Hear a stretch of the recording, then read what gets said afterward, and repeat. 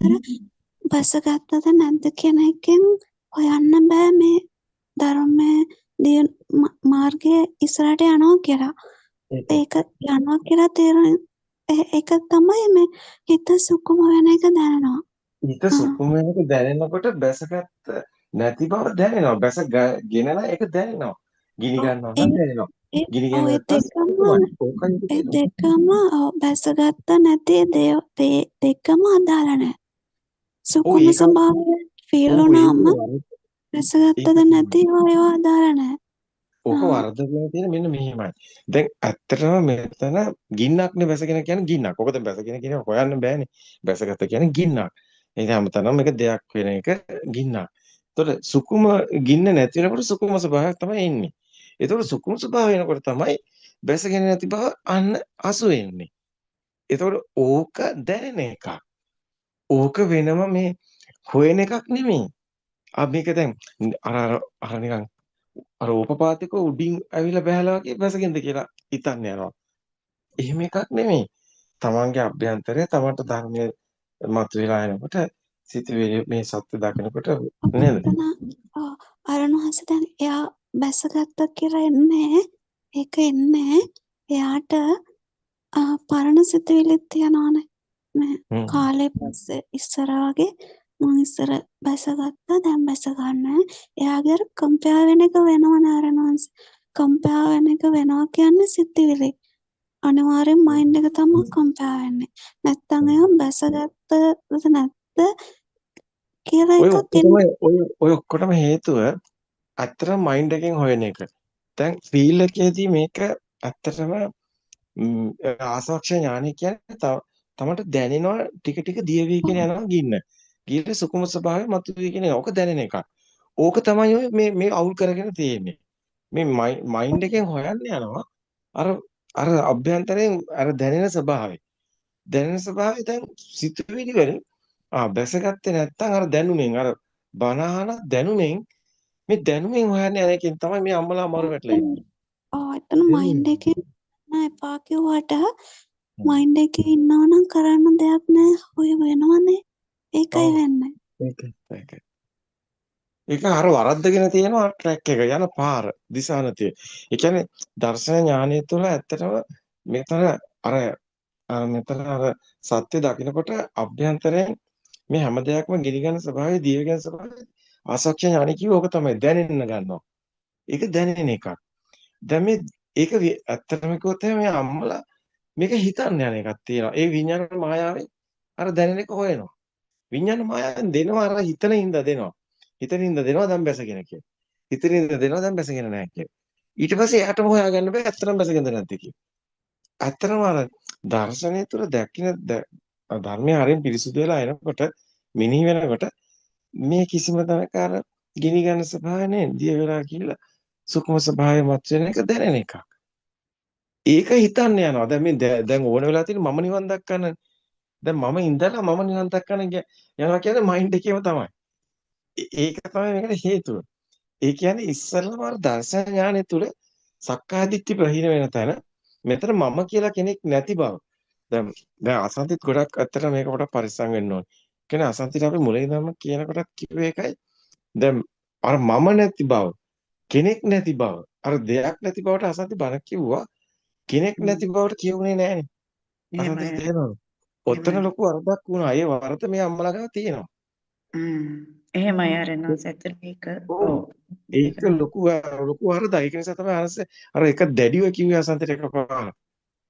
අසන්ති උඹ බණ කියන්න එපා අනිවාර්යයෙන්ම මෙතනට කියන්න කියලා කෙනෙක් නැති බව. බුදුන් වහන්සේ අර කිව්වනේ දෙයක් නැහැ කෙනෙක් නැහැ කියලා. අර කෙනා ඉඳගෙන තමයි දැන් මේ අම්මලා මේ යන්නේ. අසන්ති තාමත් ඒක කරනවත් නැහැ පාන්දර 5 කී පරිස්සම් වෙන්නේ. මොකද අරස ගොඩක් වෙලා ඒක සම්බන්ධ වෙන්නේ නැහැ. දැන් ඒක මට තේරිලා තියෙන හින්දා මට ඒක දැන් කියවෙනවා ආරෙනස්. ඔව් ඒක තමයි එතන හදා ගන්න ඕනේ. එතන ඇදුනොත් අර පවුනේ අර මේක කොහොම ඇද වෙනවනේ නැත්තම්. ඒකයි අරසගේ බණ කියන ගැන තුඟ කල්පනාවෙන් ඉන්නේ. කෝකිලා වුණත් සමහරලාට අරස උඟ කල්පනාවෙන් ඉන්නවා. පොඩ්ඩක් හරි ඇද වුණොත් ඔක්කොම යනවා රුහිතට. ඊට පස්සේ එයාට තේරෙන්නේ නැහැ. අතරම අසතර තේරුනේ නැහැ. ඒ වගේ සමහර වෙලාවට කෝකිලාගේ අපි කල්පනාවෙන් ඉන්නේ. දශමයක් හරි ඇද වුණොත් දිගටම යනවා ගැලවිලා. අර බිල්ඩින් එකක් ගලවුණාට පස්සේ දිගටම පෙරලෙනවා වගේ තමයි. නවත්තන්න බෑ වගේ. ඒක නිසා තමයි හරි පරිස්සමෙන් අර එක පරිස්සම් වෙන්න ඕනි. ඒක නිසා තමයි ආරණාසේ සවන් දෙන්න උත්සාහ කරන්නේ හැම එකම. ගොඩක් කරලා ආරණාසේ සවන් දෙන්න උත්සාහ කරන්නේ. මොකද ආරණාසේ අතන කැමති නැහැ කාටවත් කරදරයක් කරනවට. කාටවත් හානියක් වෙනවට. නේද? හැමෝම පවුනේ. හැමෝම මිනිස්සුනේ. මිනිස්සු බන අහන්නේ ගින්දර ගොඩක ඉඳගෙන ඒ ගින්නේ මිදෙන්නනේ. එතකොට අතට ආරණාසේ යුතුයකමක් ඉදිරි තමයි ඒක කරන්නේ. හැම එකටම ඇවිල්ලා අහගෙන ඉන්න එකක් කරනවා. ඒකට හේතුව දැන් මේ සේරම නේද හරි විදිහට ඕනනේ. සකස් වෙන්න ඕනනේ. දැන් මෙතුමිය ගොඩක් වැදගත්. මේ වගේ අත්දැකීම් තියෙන අපේ ජපානයේ දක්වා. එතකොට මෙතුමිය මේ ගොඩක් අය ඉන්නවා දැන්. හැමෝම වැදගත්. හර්ෂිලා, කාන්දේලා කොහොම වැදගත්. මොකද මේක කරන්න කවුරුවත් නැහැ. අපේ ස්වාමීන් වහන්සේ මොනවද කරන්නේ? කවුරක් කරන්නේ නැහැනේ. අපි දැන් සේරම අතර අපිට වැඩකුත් නැහැ. අපිට කිසිම දෙයක් අදාළ නැහැ. අපි කරන දේ අපි හරියට කරන්න ඕනේ. මොකද අපිට තේරෙනවා ඒක. අපිට තේරෙනවා එක මිනිස්සෙකුට හරි සත්‍ය හරි විදිහට ලැබෙනවා නම් එච්චරයි. ඒ මිනිස්සයා ඒක සැනසෙනවා නම් එච්චරයි. වෙන ලොකු වෙන අදහස් නැහැ. අපිට වැඩක් නැහැ මිනිස්සෙක් නිකන්වත් කරදර කරනවට අපි කැමති නැහැ. අපිට ඕනි මිනිස්සයා හරියට මේ සැනසීම සොය ලබන. අතන මෙතනින් අපතර ගොඩාක් ඒ වගේ නේද? අපි ගොඩාක් දකිනවා දැන් අපි දැන් මෙතන ඇත්තට කිව්වොත් එහෙම විශාල පිරිසක් මේ තුලින් මේක දැකගෙන බුද්ධෝත්පාද දේශනාවලින් හඳුනගෙන ඇත්තටම ඉන්නවා. දැන් හැමෝටම ඇත්තට මේකයි කිය හැමෝටම යුතුයකම් තියෙනවා. නේද? මිනිස්සු පව. ඇත්තට මේ යුගයේ මේ ධහම කතා කරන්නවත් පුළුවන් අය නැහැ. තේරෙන අය නැහැ. දැනෙන අය නැහැ. එවන් යුගයක ඇත්තටම අර්ථ තනියෙන් මුලින් කරේ. තනියෙන් මේක පෙන්වන්න උත්සාහ කරේ. ඒක ඇත්තටම හැමෝටම දැනෙන්න ඕනේ. අරස කොයිතරම් කැපකිරීමෙන් කරාද කියලා. එතකොට ඒක ගන්නකොටත් අනිත්‍යයට ඒක ඇත්තටම හරිම සුන්දර කතාවක්. කනේ එක්කෙනෙකුට හරි යහපතක් වෙන්න ඕනේ. මේ වගේ තෙරුවන් සරණයි. දැන් අර අම්මලාට ටිකට මොකද්ද කියන්නේ අරනස? అవుනේ. දැන් අර අම්මලා ටිකට මොකද්ද කියන්නේ? ඇත්තටම එයාට මේ දර්ශන ඥානය තුළ ඒ දර්ශනය තුළ දැන් පරිවර්තය අම්මලට ගියා. ඒ ගියේ මෙතන කෙනෙක් නැති බව දකින්න එක වැදගත් කියන එක. Taman නැති බව දකින්න එක වැදගත් කියන එක. ඒක මෙතනින් දැන් ආවමත් වෙලා.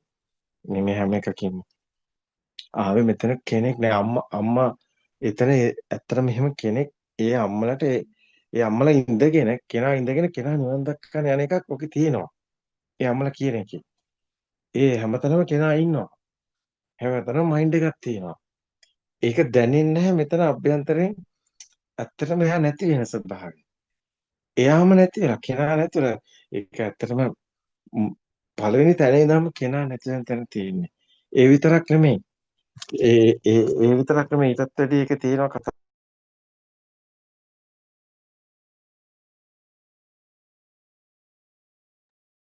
දැන් ඇත්තටම ගත්තොත් එහෙම කෙනා නැති වගේම දැන් මේ දැනෙන එක තියෙනවානේ අභ්‍යන්තරේ දැන් මේකෙන් ඔක්කොම පරිමිත ටික ආවා මේ සාකච්ඡාව. ඒ කියන්නේ අභ්‍යන්තරේ දැනෙන එක තියෙනවානේ. ඒ දැනෙන එක අපිට හිතලා ගන්න බැරි බව. ඒ කියන්නේ හිතලා මේ බැසගෙනද කියලා හිතන එක. ඒක තේරුමක් නැති බව. ඒ වගේම ඒක සිත හඳුනා ගන්න ඕනි බව. තමන්ගේම ස්වභාවය තමයි දැනෙන්න ඕනි කියන එක. ඒක හිතකට නොවන බව. අම්මලා ඉන්නේ අර බොළඳ අහිංසක අර හෝමෝන ට්‍රැප් වලින් හිර වෙච්ච ඒ මයින්ඩ් එකනේ. එතකොට ඒගොල්ලෝ කොහමද මේක නිදහස් වෙන එක දැන් මොනවා ඒකට කිව්වොත් දර්ශන ඥානය ඕනේ. දර්ශන ඥානය තියෙන. දර්ශන ඥානය තුළ අම්මලා ඉස්සලම ගලව ගන්න ඕනේ මෙතන අම්මා කවුද කියලා. අම්මා කියලා කෙනෙක් නැති බව. අම්මලාගේ අත්දැකීම් කියනකොට අම්මලා කියන්න ඕනේ මේක මෙහෙම එතන වුණා ඒ වෙලාවේ හිත වැඩ කරපු හැටි හරියටම හිත විකාශනය වෙච්ච හැටි හරියටම දැනන විදියට ඒක කියන්න. එහෙනම් එතන තියෙන ප්‍රතිපදාව. එතන තියෙන්නේ අපි ඉදිරිපත් කරපු මේ සද්ද වර්ණ එකතු වෙලා සිත ඇදෙන හැටි දීපු මේ ඇසට පේනවා මනසින් හඳුන ගන්නවා අන්න මේ සිස්ටම් එක වැඩ කරන හැටි දකින්න කෙනෙක් නැති බව එතන තව හොඳින් අවේනම් අපි අලුත් දෙයක් කරන්න තියෙනවා එහෙනම් අපි ඇසට දකිනවා මනසින් හඳුන ගන්නවා කියන එක කනට ඇහෙනවා මනසින් හඳුන ගන්නවා කියන එක කෙනෙක් නැති බව දකින ප්‍රතිපදාව වැදගත්